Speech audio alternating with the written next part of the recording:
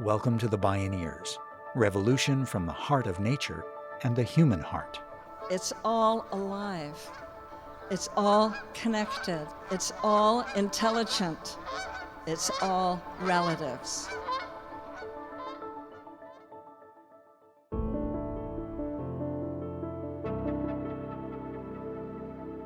When you see how the 1% has been running away from the rest of us, with its share of national income continuing to go up and social distance mounting and mounting, we know that some people do benefit, even though most of us would gain from inclusion and investment in all of us. And so we need movements like the Fight for 15, the fight for immigrant rights, the fight to house the unhoused, to make sure that we can actually change things. So we really need to shift our mindset and begin to realize when we work out of a spirit of mutuality, we begin to generate a more prosperous economy. In this episode, we hear from Manuel Pastor on how shocks to the system are precipitating a great awakening and growing movements to transform the economy to our economy. I'm Neil Harvey. This is Building the Solidarity Economy, awakening to our mutuality and shifting the terrain of power.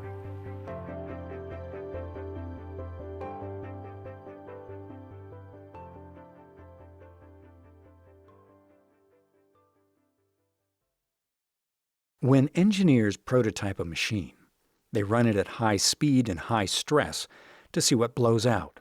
The aim is to determine where the flaws and weaknesses are and hopefully to correct them. These days, it seems like everything is broken. Maybe we need an entirely new and different design.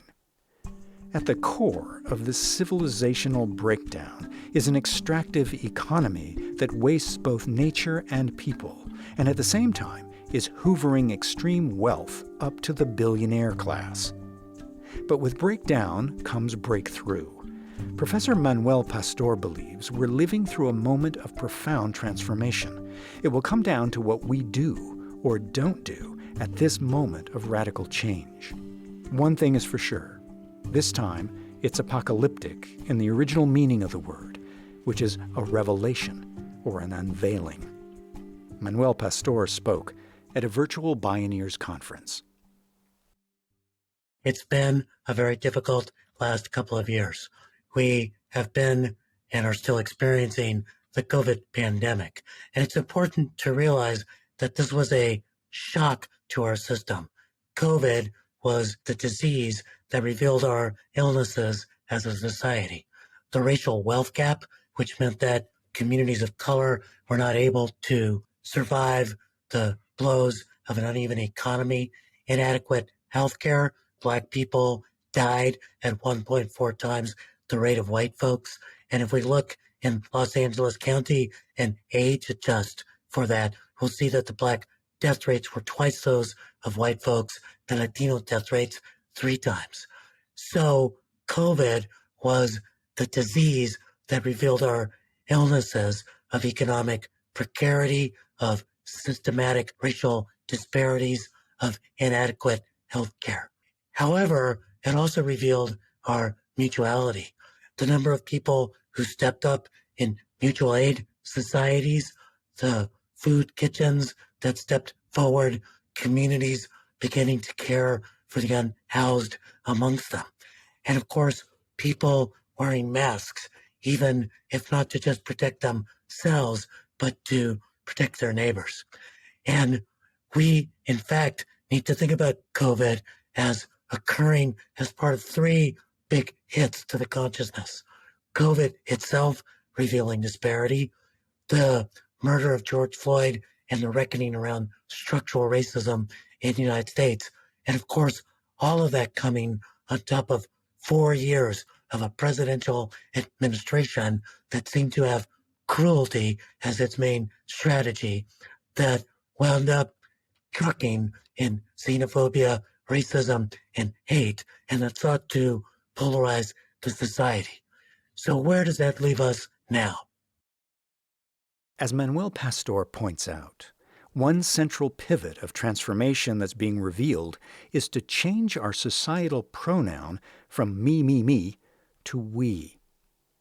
Manuel Pastor is a distinguished professor of sociology and American Studies and Ethnicity at the University of California. He's director of its Equity Research Institute. He's long been one of the most astute researchers studying the economic, environmental, and social inequities facing low-income urban communities.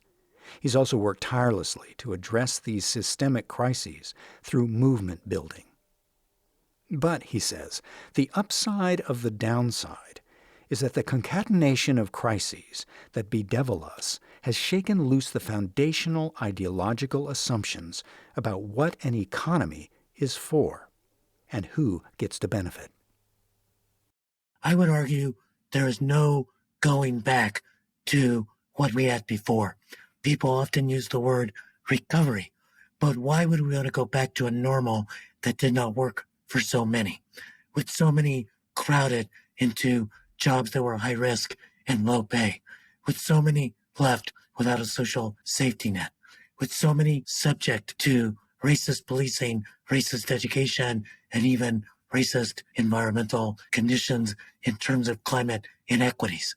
Rather than using the term recovery, we need to understand that this is a moment of transformation, and it's going to require reimagination and restructuring to be able to get forward to a model that both recognizes the disparities that have existed, challenges inequality, and begins to lift up our commonalities.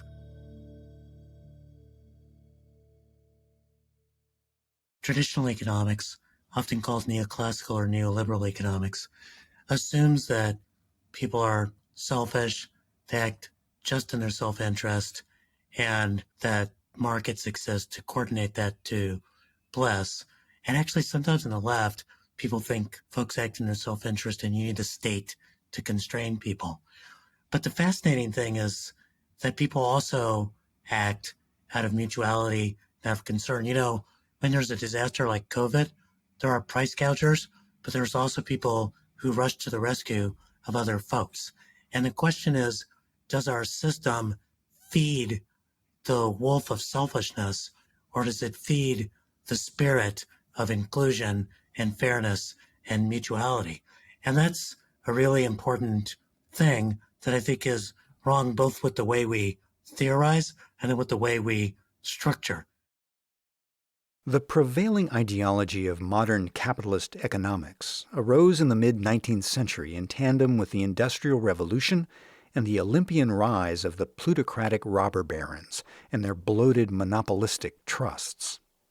During that Gilded Age, a leading anti-monopoly crusader named Henry Demarest Lloyd described the ideological conflict around the plutocrat's so-called survival of the fittest social Darwinist ideology in this way, quote, "The golden rule of business is, there is no hope for any of us, but the weakest must go first.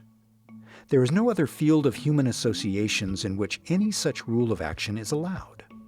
The man who should apply in his family or in his citizenship this survival of the fittest theory, as it is professed and operated in business, would be a monster, and would speedily be made extinct. To divide the supply of food between himself and his children according to their relative powers of calculation would be a short road to the penitentiary or the gallows.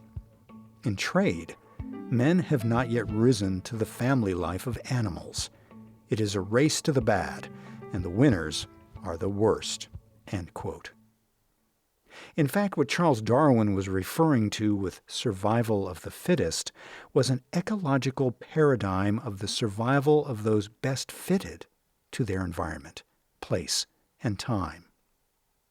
Around the same time, the Russian naturalist and philosopher Peter Kropotkin reported on his studies of animal behavior in his famous book Mutual Aid.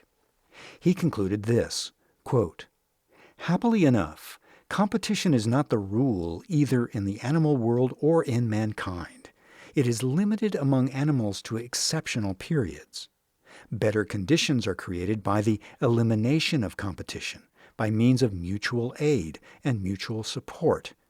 That is the tendency of nature." End quote. In fact, Kropotkin proved to be correct. It's cooperation and symbiosis that make the world go round. The classical survival of the fittest economic model is less an ideology than a theology, an article of blind faith in the supremacy of the market to solve problems and in the benevolence of billionaires. Surveying the state of the world, it's self-evident that the invisible hand of the market has failed catastrophically. And we know in our heart that when businesses treat people correctly, that those businesses thrive.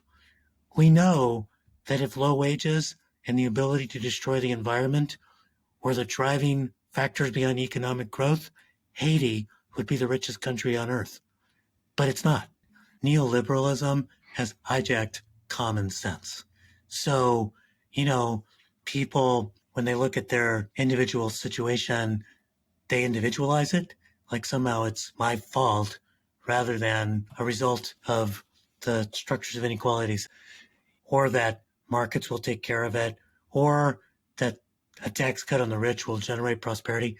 There's no evidence of that over the last 45 years that we've been trying it. It's never generated economic growth. What's generated economic growth is public investment in each other. That's what generated the long period of economic prosperity between 1945 and 1970.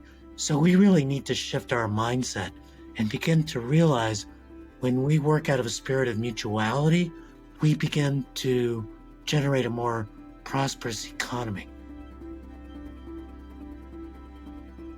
Indeed, as the late Senator Gaylord Nelson, principal founder of Earth Day, said, the economy is a wholly owned subsidiary of the environment. Real wealth creation is based on replenishing natural systems and restoring the built environment, especially our infrastructure and cities. It's based on investing in our communities and workforce. It's been shown to work best when done all at once. Restoration could become an estimated $100 trillion market. There's plenty of work to do, plenty of people to do it, and abundant financial incentive. When we return, more from Manuel Pastor on how to bring mutuality into the economy and why movements matter.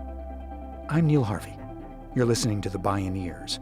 This is Building the Solidarity Economy, awakening to our mutuality and shifting the terrain of power.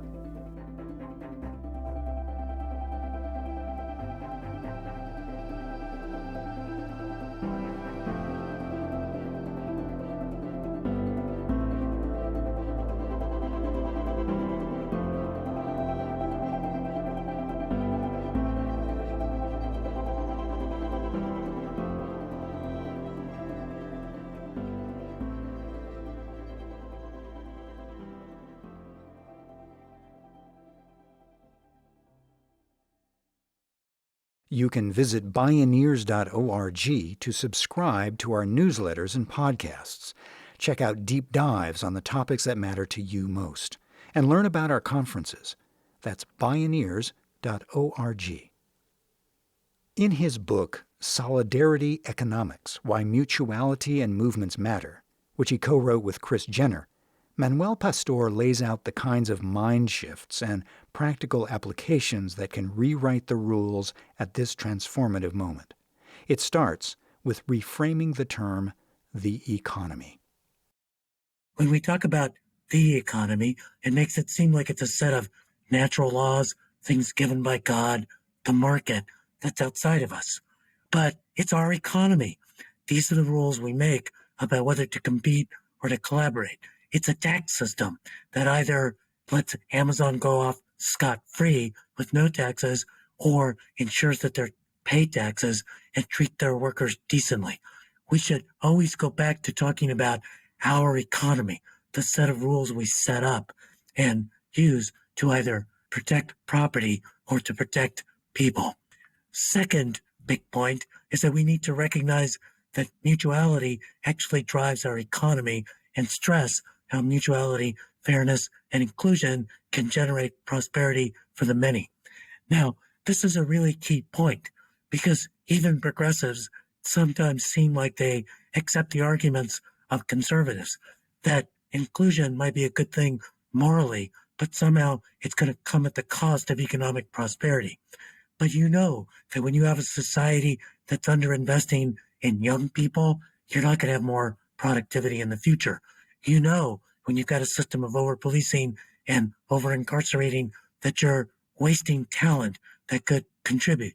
You know, when you are not legalizing people who've been in this country, perhaps without papers, but for quite a long period of time, you're not only disenfranchising them politically, you're disenfranchising them economically, and you're wasting their talents and ability to contribute. And research is showing that those metropolitan areas that are more equal, less residentially segregated, and less fragmented actually tend to grow more sustainably over time. Those same metropolitan areas that are more equitable also experience less pollution and environmental degradation. Manuel Pastor cites compelling statistics that reflect how vital it is to build a solidarity economy. In Los Angeles County, while the median income for white households hovers around $86,000 a year, Latino households plunge to $52,000, and black households to $45,000. It gets even worse. For households with children under the age of 5, the income median for white households is about $124,000 a year. For black and Latino households, it's about $51,000. Pastor says that means we're baking racial inequality into the future, unless we act to change the terms of engagement. First, we need to center the struggle for racial equity and against racism. We need, all of us, to have a deep interrogation of how anti-Black and anti-Indigenous racism has set the terrain for othering, for xenophobia, for hate, for structural inequality that in fact affects all of us. Even immigrants who come to this country, the terrain of inequality is set by those fundamental dynamics of the taking of land and the taking of labor to amass capital to make this country. So if we really want to make a world that is better, need to center the struggle for racial equity and take it upon ourselves to understand the deep role of anti-Black racism. But the ground truth of the COVID pandemic is that it radically amplified the social Darwinism corrupting the economy. The richest Americans raked in the biggest upward transfer of wealth in the country's history. Concierge service from the U.S. Treasury Department provided them with no-interest cash to capitalize on a fire sale of vulnerable small and medium-sized businesses, while also supporting lucrative stock buybacks and executive bonuses. While the super-rich got filthy richer, struggling taxpayers received a pittance in direct assistance, and a temporary one at that. Meanwhile, companies started complaining bitterly that workers weren't showing up. Rather than go back to crappy low-wage jobs that already were often not enough to live on, so-called essential workers additionally now faced mortal danger from the pandemic. It's a nightmare scenario amounting to your money or your life. Thousands of workers staged union and wildcat strikes across the country. People are sick and tired of being sick and tired, as Fannie Lou Hamer said. They're sick and tired of being taken advantage of. They're sick and tired of the top 5% getting all the wealth, and those of us on the bottom, are struggling to make ends meet, living from paycheck to paycheck. It's about sticking together as a team to win. These men and women who are standing in line today are really fighting for the new hires and the people of the future.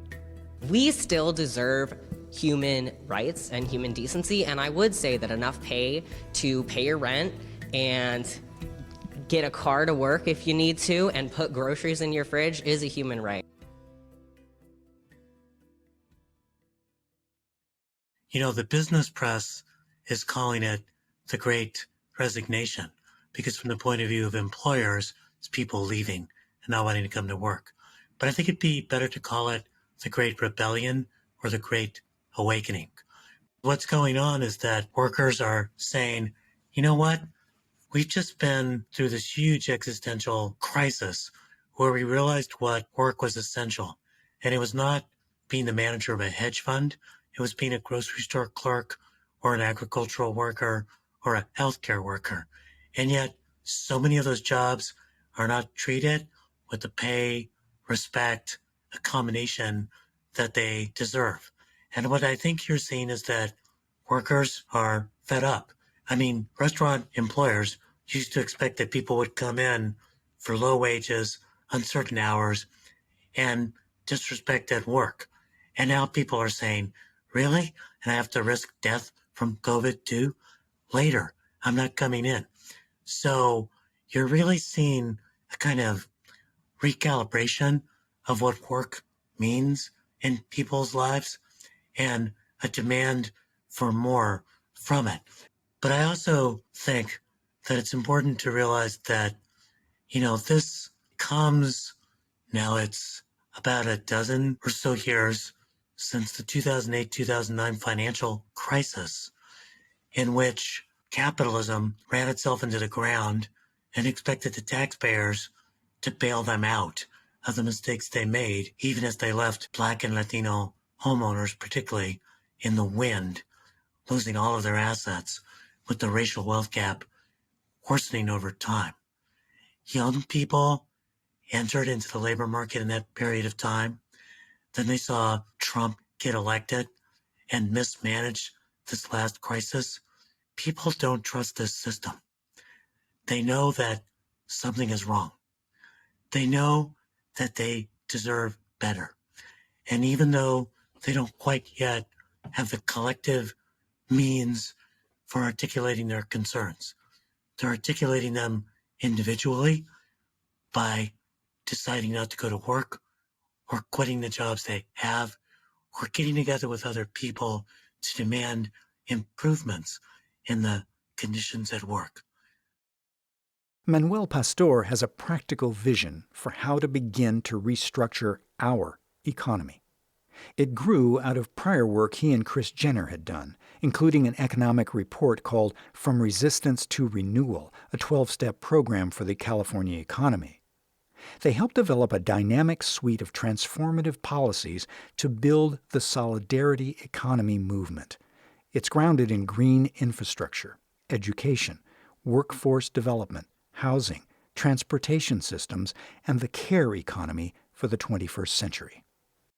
And that is a movement that looks at co-ops, community land trusts, mutual aid societies, everything where people come together to forge institutions, economic institutions that center collective well-being and provide an alternative to the capitalist orientation of most of our institutions.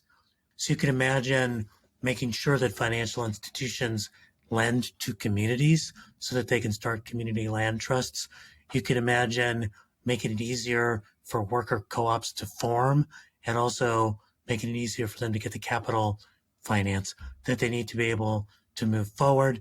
You can see, as happened during the pandemic, government delivering aid often through these mutual aid societies or community-based organizations in ways that build up that sector of the economy. That's going to take some time, and we don't have a lot of time. We need to scale up quickly. So the solidarity economy vision is kind of a post-capitalist vision.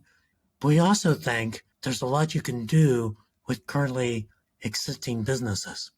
How do we reward the businesses that are paying taxes, paying decent wages, training their workers, providing paid family leave, and penalize those businesses that are not doing that? How do we take that large part of our economy that exists right now and shift it in the direction of serving mutuality? When the pandemic paralyzed the U.S. economy, community mutual aid networks sprang up or leapt into overdrive around the country. They tried to ensure people living alone received the help they needed, such as groceries or rides to the doctor. It's been civil society, not the invisible hand of the market, that has risen to the occasion to grow and strengthen these networks and incorporate them into official structures where that's been possible. But there have to be some fundamental changes in our economy and our government policies to make a difference that really makes a difference in people's lives for the long haul. Which is why movements matter, says Manuel Pastor. That means we need to commit to social movements. There's a famous quote from Martin Luther King. He actually borrowed it from someone else, which is that the arc of the moral universe is long, but it bends toward justice. Let me add, Bioneers, but it requires that someone bend it. It doesn't get to justice just on its own. That's going to require you. It's going to require you working with others. It's going to require broad social movements that challenge the constellation of political power, that challenge economic and racial privilege, and insist on mutuality as the guiding principle for our economy and solidarity economics as our framework for getting forward. When you see how the 1% has been running away from the rest of us, with its share of national income continuing to go up and social distance mounting and mounting, we know that some people do benefit, even though most of us would gain from inclusion and investment in all of us. And so we need movements like the Fight for 15, the Fight for Immigrant Rights, the fight to house the unhoused, to make sure that we can actually change things.